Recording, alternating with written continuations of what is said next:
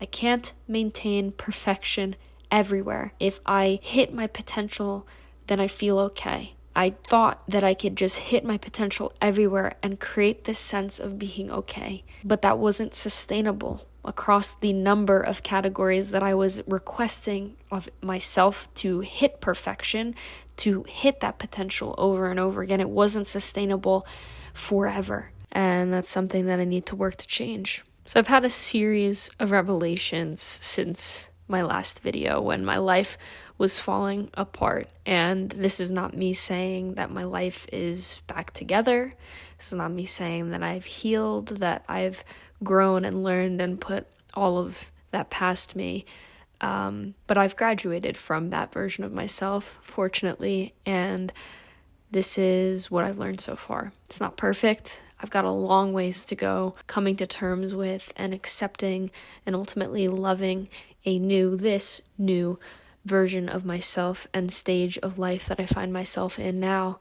But it's a start, and I'd like to share this start with you. I wrote out a list in the park when I was reading just now, and I'm just going to share it verbatim with you. I only feel okay when I'm achieving my potential. When I hit my potential in any category, I hit a PR in the gym, I get my diet dialed and perfect, I write well in my memoir, I'm surprised and I'm filled with joy and happiness that I've surprised myself essentially with what I'm capable of. But the problem with discovering my potential is that I only feel like I've done enough once I've hit it again. And so if I can't keep matching my potential, I don't feel okay. I don't feel like I'm enough.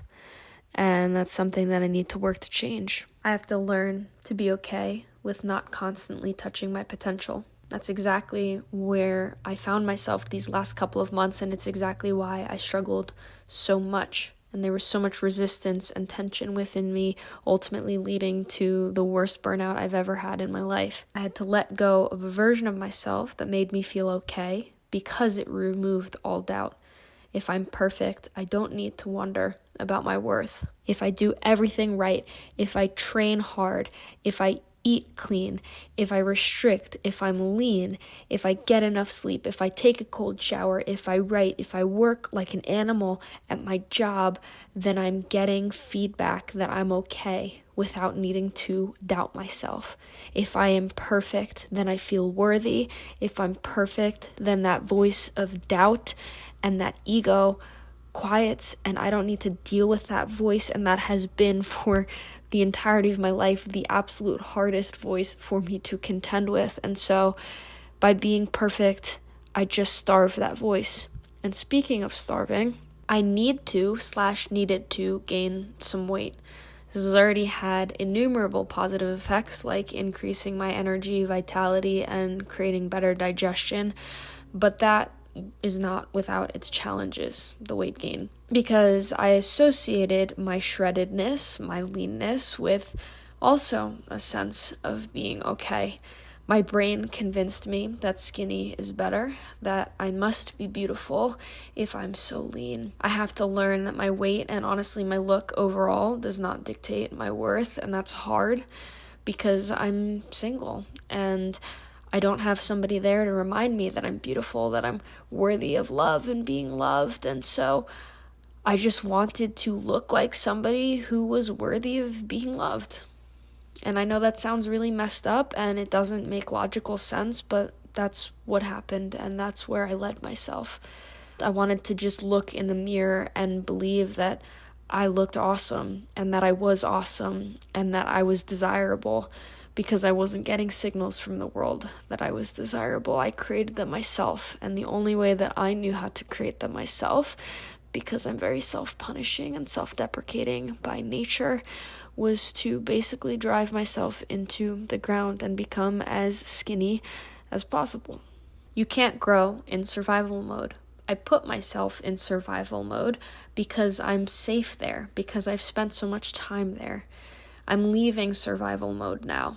I'm watching all my systems thrive again. I'm coming back to life again. Big one.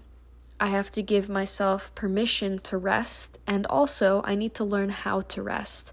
I overeat because I'm trying to keep myself going. Sometimes I'm just exhausted and need to take a nap or lie down or shut off, but I don't know how to. I never learned how to stop or slow down, and that state is not super comfortable for me, which is part of the reason why I avoid it so much. I avoid this resting at all costs because when I slow down, things come up that I don't want to feel. I have to learn how to feel them so they won't own me anymore. And this is also proof that I sit here and I make these videos and I've healed a lot of traumas and difficulties in my life, but healing is a lifelong journey. It's ongoing, it's constant. There's no winning the healing journey. There's always going to be something there to uncover and unpack and process. And I am definitely entering new challenging territory that I haven't wrestled with yet. And it's time that I have to do that. I can live a purpose-driven life, but I need to balance it with an equal or nearly equal level of rest and relaxation. Otherwise, burnout will find me again. I'm allowed to be as invested in writing this book and training hard and being a machine as I want. There's nothing wrong with that. But I need to also rest and calm down and give myself the appropriate amount of time to recover from all of that hard work. And hard work doesn't need to hurt. It doesn't need to be terrible. It doesn't need to be something that I despise. Hard work can be fun. I had to let a version of myself die. I was shredded and lean almost without effort for a really long time. I lost a lot of weight slowly without really trying to, and I'm not exactly sure how or why that was. Maybe it was from grieving and that relationship that took so much of me to get through losing. I don't know. I digress. But when my body got ultimately just too small and my stress got too high because I got so focused on being perfect and hitting all of these categories, as I mentioned, my body started to tell me to eat more. It told me that we were in starvation mode. It told me that, look, we don't have enough resources here to contend with the amount of stress and energy that you are asking of us to put forth through the working out and the writing and the work and socializing and all of this stuff. My body simply ran out of resources, and it started to tell me these last couple of months, we need more fuel if you're not going to let us rest. And I ignored it.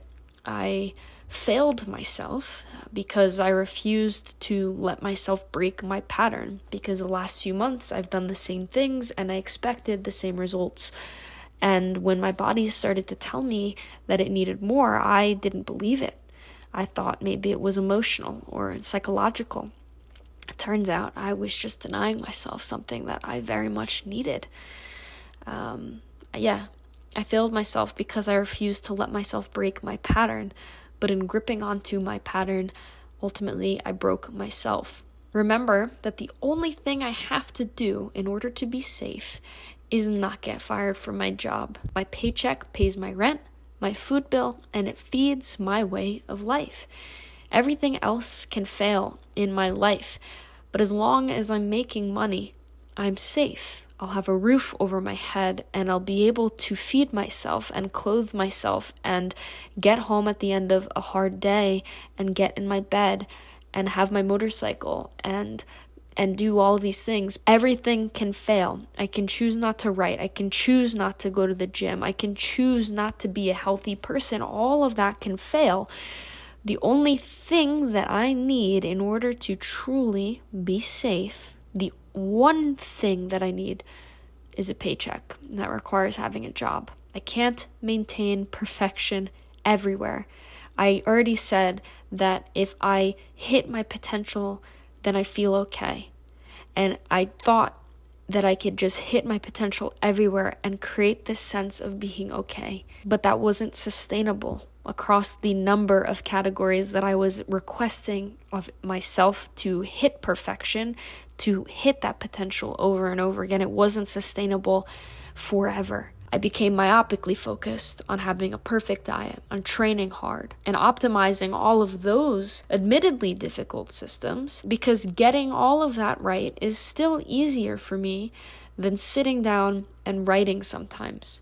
And visually, it looks good, right? If I'm lean, then I see that I'm athletic. If I eat the appropriate amount, then I get that kind of visual feedback system. If I train hard in the gym, there's something remotely objective there that I can kind of wrap my brain around. Hitting a PR in the gym, knowing what my numbers are like, knowing whether or not I'm progressing. That's objective progress that's giving me feedback, signals that I'm being successful. That all looks good. It all aesthetically appears to be working right.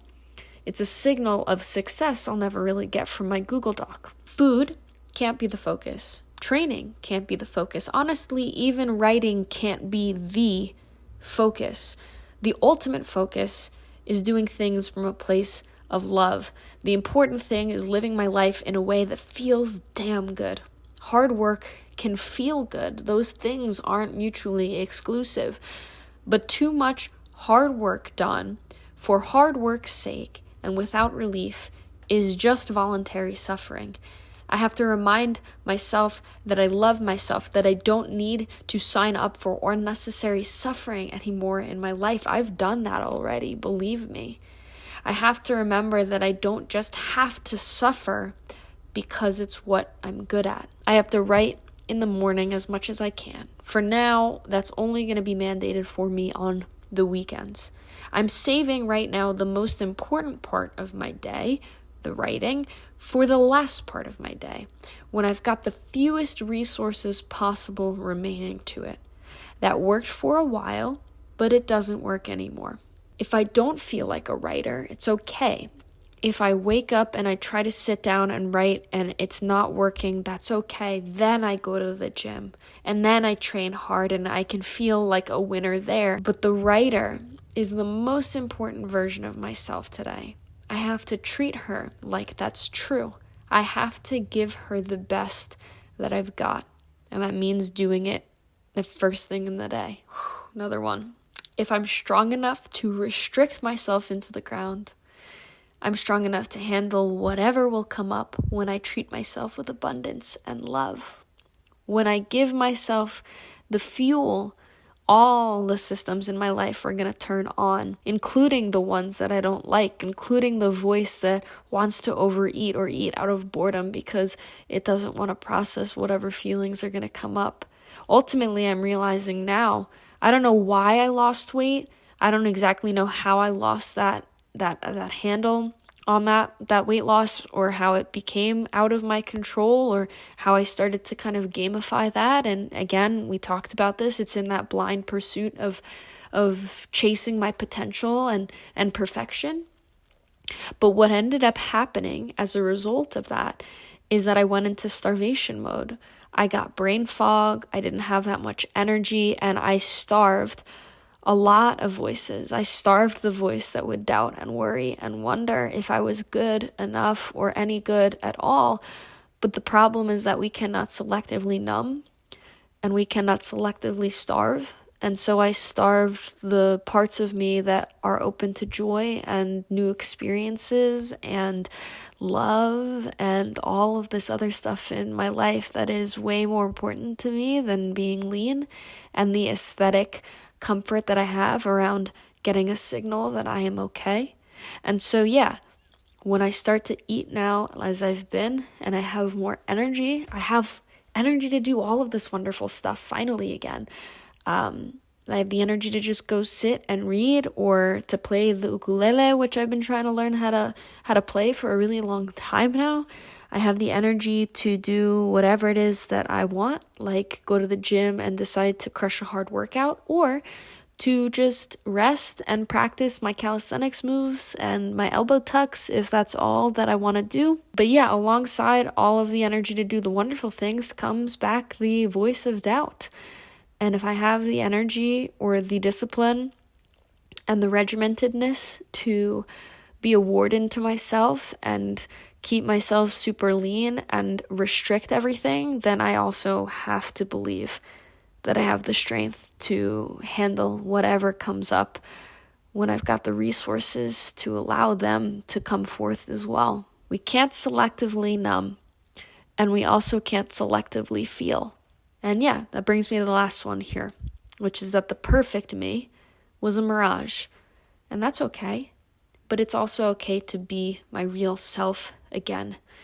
I can accept her again. I can be a whole and complete version of myself. And I think that's ultimately what this season of my life is calling me to be. It's spring now. It's warming up. I'm de-thawing. I am opening up. And in many ways, I'm blooming. And I think that's a wonderful thing. And the last few months were a little scary, a little dark, and very myopic. But I'm opening up again.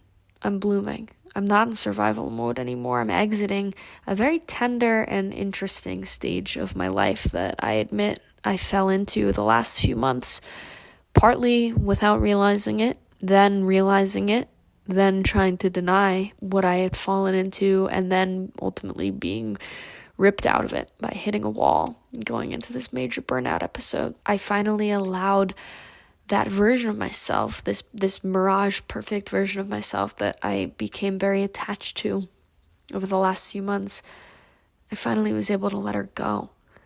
I stopped holding on to her, and admittedly she hasn't really even been there the last couple of months anyway, but I was so scared to let her go because she gave me a sense of being okay and feeling safe in the world, and that's okay. But the reality is that she hasn't served me for a little while, and I haven't wanted to accept that.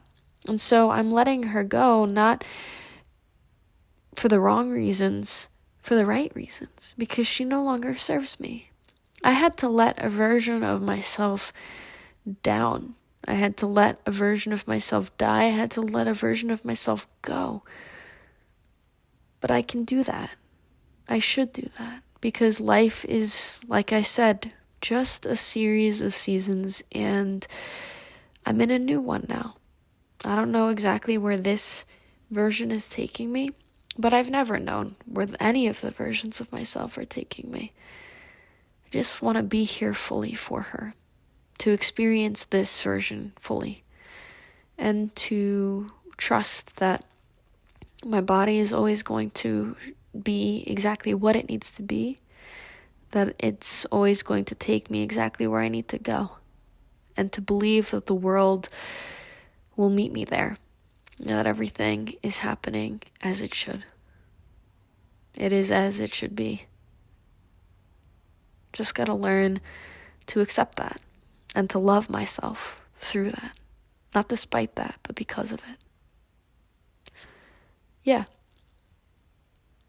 I love you. Thank you for being here.